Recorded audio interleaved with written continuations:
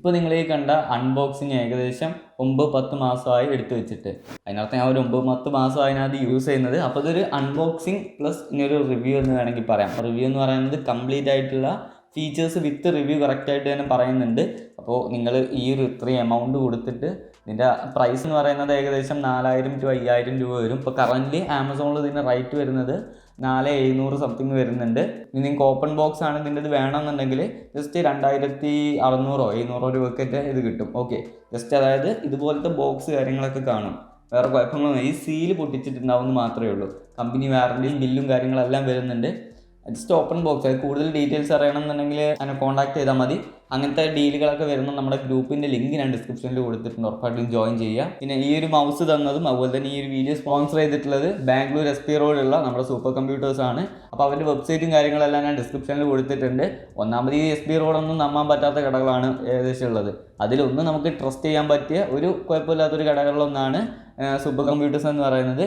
Anyway, thank you so much for super computers. ഈ ഒരു മൗസിന് തന്നെ പല വേരിയൻ്റ് ഉണ്ട് കേട്ടോ. ഇതെന്ന് പറയുന്നത് ലോജിടെക്കിൻ്റെ G502 ഹീറോ 25K സെൻസറാണ് ഇതിൽ വരുന്നത്. ഞാൻ ഏകദേശം 9-10 മാസത്തോളം ഇത് യൂസ് ചെയ്തിട്ട് എങ്ങനെയുണ്ട് ഇത് എന്നുള്ളത് പറയുന്നതിന് മുന്നേ ബേസിക് ആയിട്ടുള്ള ഇതിൻ്റെ കുറച്ച് ഫീച്ചേഴ്സ് പറഞ്ഞു തരാം. നിങ്ങൾക്ക് ഇത് ആവശ്യമുള്ള ഫീച്ചേഴ്സ് ആണോ എന്ന് ജസ്റ്റ് ഔട്ട് ചെയ്യാൻ പറ്റും. ആദ്യം തന്നെ ഇതിൻ്റെ ബിൽഡ് ആൻഡ് ഡിസൈൻ നോക്കുകയാണെന്നുണ്ടെങ്കിൽ ഒന്നും പറയാനില്ല. കാരണം അത്രത്തോളം അടിപൊളി ഡിസൈൻ ആൻഡ് ബിൽഡ് ക്വാളിറ്റി ഇതിൽ കീപ്പ് ചെയ്തിട്ടുണ്ട്.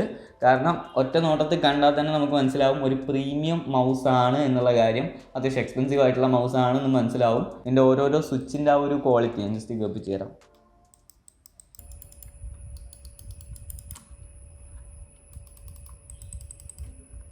സ്വിച്ചിൻ്റെ ക്വാളിറ്റി ആണെങ്കിലും അതുപോലെ തന്നെ എല്ലാത്തിൻ്റെ ക്വാളിറ്റിയും അടിപൊളിയായിട്ട് തന്നെ ഇവർ കീപ്പ് ചെയ്തിട്ടുണ്ട്. പിന്നെ സൈഡിലായിട്ട് റബ്ബർ പാഡ് പോലെയാണ് വരുന്നത് ചില ഭാഗങ്ങളൊക്കെ. ഈ സൈഡൊക്കെ റബ്ബർ പാഡ് ഗ്രിപ്പിംഗ് ഒക്കെ പോലെ വരുന്നുണ്ട്.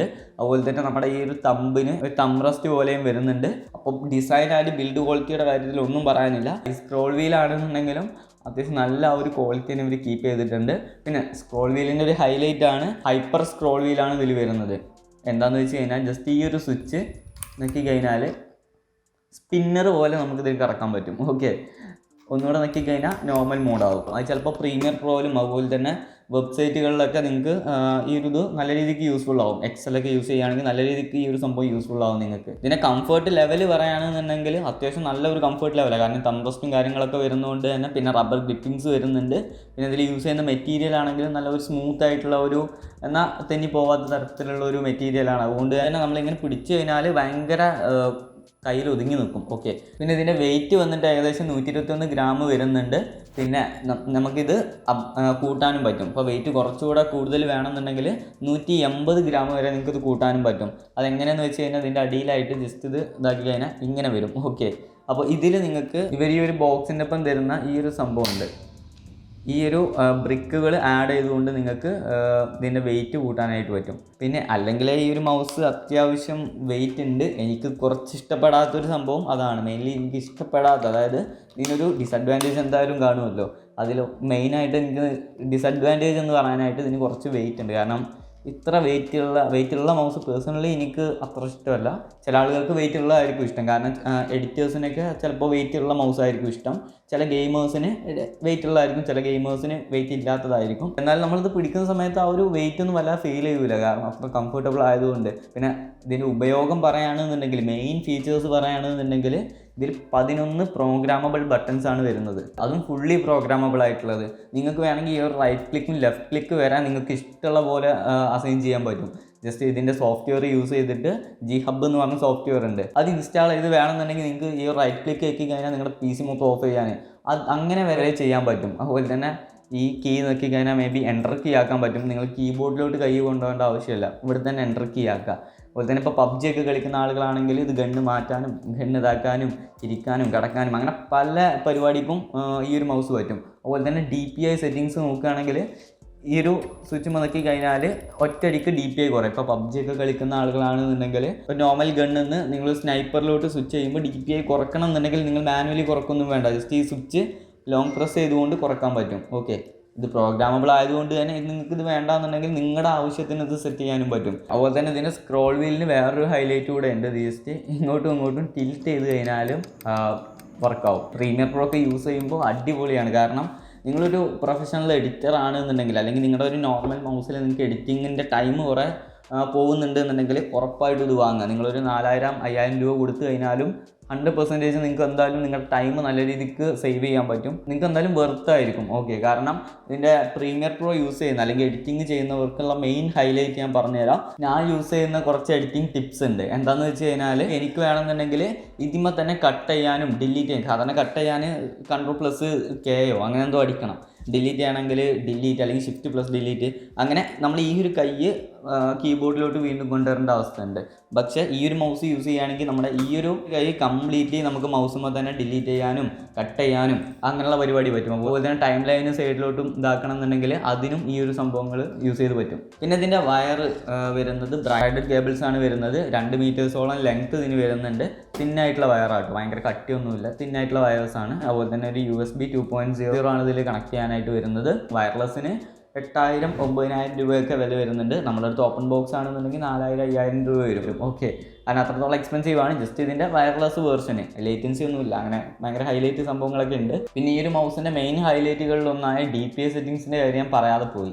അത് ചില ആളുകൾക്കൊന്നും വലിയ യൂസ് വരില്ല. പക്ഷേ പ്രൊഫഷണലായിട്ട് ഗെയിം കളിക്കുന്നവർക്ക് മേ ബി യൂസ് ആവും. കാരണം അത്രയും നല്ലൊരു മൗസ് ആയതുകൊണ്ട് പല അധികം സ്പോർട്സ് പ്രൊഫഷണലായിട്ട് എടുത്ത് കളിക്കുന്ന ആളുകളും ഈ ഒരു മൗസ് വാങ്ങാൻ ചാൻസ് ഉണ്ട്. മറ്റേ മൊബൈൽ ഗെയിം സിമുലേറ്ററാക്കി കളിക്കുന്ന പരിപാടിയല്ല പറഞ്ഞത്.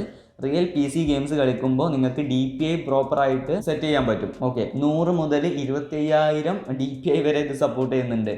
സാധാരണ ഒരു 1000-1500 രൂപയുടെ മൗസിലൊക്കെ വരുന്നത് 1000, 1200, 1500, 2000 അത്രേ തീർന്നു.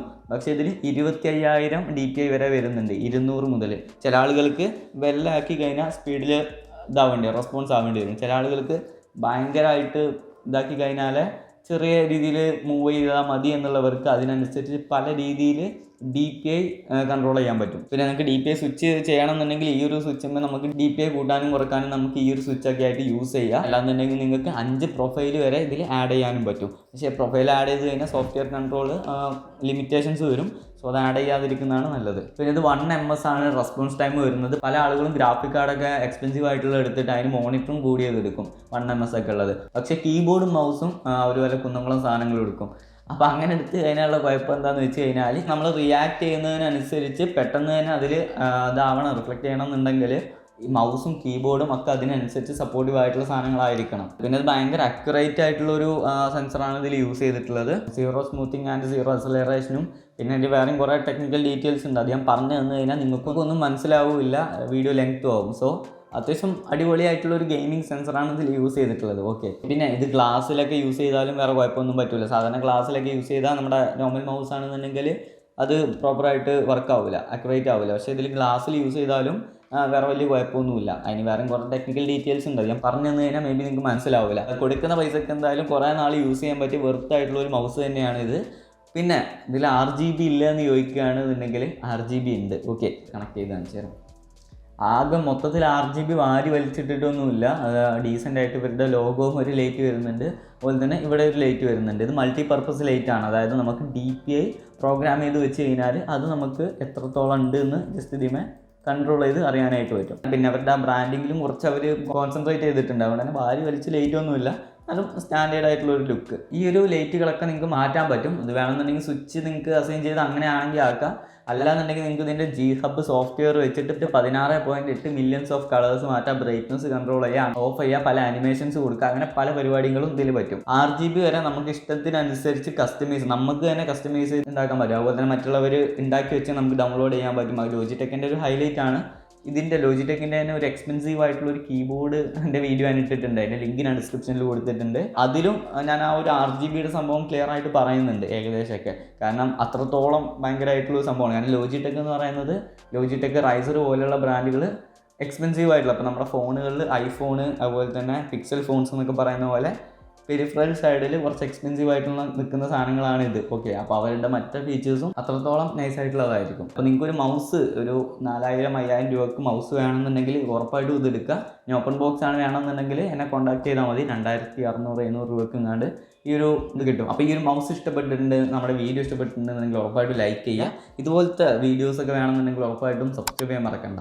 പിന്നെ നമ്മുടെ കമ്മ്യൂണിറ്റി ഗ്രൂപ്പിൻ്റെതും പിന്നെ ഓപ്പൺ ബോക്സ് സാധനങ്ങളൊക്കെ കിട്ടുന്നതിൻ്റെ ഒരു നമ്മുടെ വാട്സപ്പ് ഗ്രൂപ്പിൻ്റെ ലിങ്കുകളെല്ലാം ഡിസ്ക്രിപ്ഷനിൽ കൊടുത്തിട്ടുണ്ട്. ഇൻസ്റ്റാഗ്രാം ID ചെക്ക് ചെയ്യാം. അപ്പോൾ നമുക്ക് അടുത്ത നല്ലൊരു ടെക്നോളജി വീഡിയോ ആയിട്ട് കാണാം. ബൈ.